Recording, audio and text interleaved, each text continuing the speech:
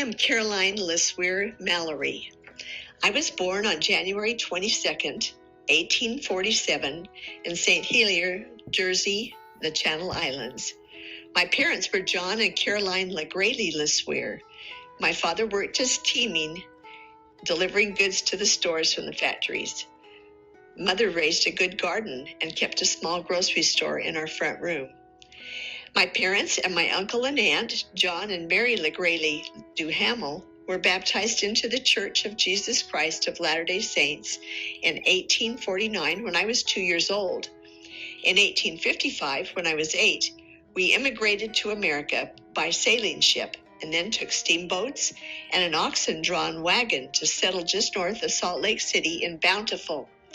It was quite an adventure. I had 2 older siblings, Mary Ann and Jane, and a younger sister and brother, Harriet and John T. And in 1856, another boy was born into our family, William. My father farmed, and we were beginning to prosper when he died in 1862, when I was 15 years old. He was kind and played with us children, and we loved him dearly. My 2 older sisters had married, and in 1865, the rest of our family moved to Montpelier, Idaho, to live with my sister Jane Davis and her family. We had lots of friends and good fun, and my life was happy. I married Charles Mallory in March 1867. He was hardworking and helpful to my family. My younger sister got married the next year, and we all lived near our mother and brothers. My younger brothers got married in 1875 and 1878. Charles and I had moved from Montpelier to Provo, Utah in the spring of 1876. I cried to go back, but one horse was too lame to travel, and so we had to stay. Word came that there was an epidemic of smallpox in Montpelier, so I was thankful that we had been unable to return. We purchased a nice home in the city and a 60-acre farm. The Brigham Young Academy had just been established the year before. Lehigh, Arizona, then called Camp Utah, in the Salt River Valley in central Arizona, had been settled by Mormon pioneers in early 1877. Brigham Young then called leaders to assemble a group to settle nearby in Mesa, or even farther south. This group included many from Montpelier, Idaho, and they headed south from there in September. They stopped in Salt Lake City to attend General Conference.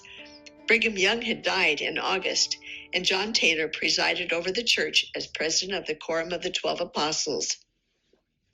In the fall of 1877, we sold out in Provo and joined the Pomeroy and Serine Company of 83 people in 18 families to move to Arizona in covered wagons.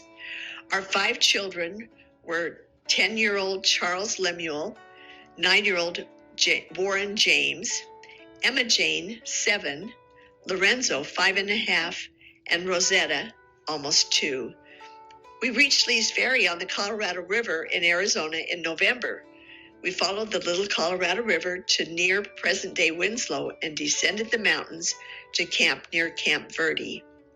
A scouting party consisting of brothers Pomeroy, Chrisman, Serine, and Robeson took a light wagon and went on ahead 125 miles to Lehigh. A survey found that a canal head could be made 4 miles above Lehigh's canal. By digging a new canal partway and then utilizing a prehistoric canal, water from the Salt River could run by gravity on a 3-foot-per-mile grade onto the sloping mesa.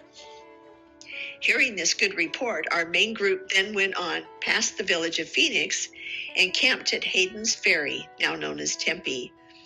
We arrived at Lehigh on February 14, 1878, and then camped 4.5 miles to the northeast 2 days later. The next day, 18 men and boys began work on the 9-mile canal. They worked through wind, rain, floods, and heat. Our prospects looked good, and our future home sites on the mesa were in an ideal location. I wrote glowing reports to my family back in Idaho, urging them to join us.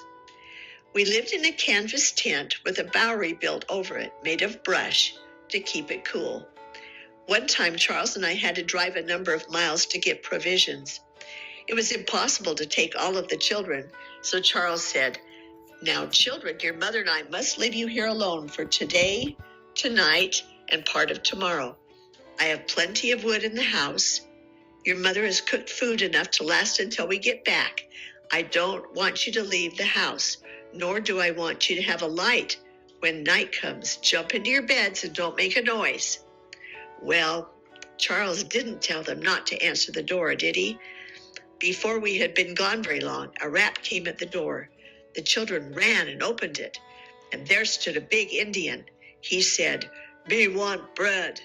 The children gave him all the bread they had, and pretty soon he came back and said, "Me want flour." The children told him to come in and take it. When we got home, they told us their story. Charles said, "Thank God you pacified him with food, or he might have burned down our little shack with all you children in it." I was expecting our 7th child, who was born June 23rd, 1878, and named Mary Caroline. Water was poured over the shed to keep it cool. After the baby was born, I became ill. While I was sick, I insisted that Charles go after some cows that had strayed so the children could have milk. He wanted to turn back twice, feeling that I was near death, but he didn't. And when he returned, I was very bad. I died at age 31 on July 2nd, 1878. Cause unknown. The baby was cared for by another family until she died 20 days later. We were the first 2 Mormon pioneers to die in Mesa and were buried under a lone pine tree. The exact location of our graves is now unknown, but they're not far from the river and to the north of where Lindsay Road dead ends. I'm grateful to the 2 teenage Pomeroy girls who cared for my family for 4 months after my death.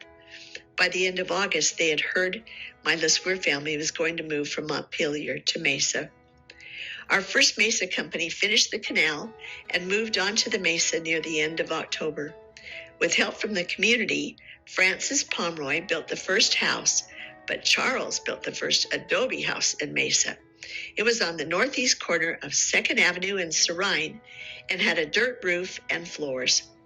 Charles did farming and freighted the 3 years they were in Mesa to support the children and keep them together. My daughter Emma Jane was age 8 when they moved into town. Since she was the older daughter, she cooked and cared for the family. My mother and brothers and sisters and their families arrived 2.5 months later in January 1879 and cared for my family. They were in the 2nd Mesa Company of 51 settlers. Charles and our children moved to St. John's, Arizona, and eventually to Utah, where Charles remarried and had 2 more children.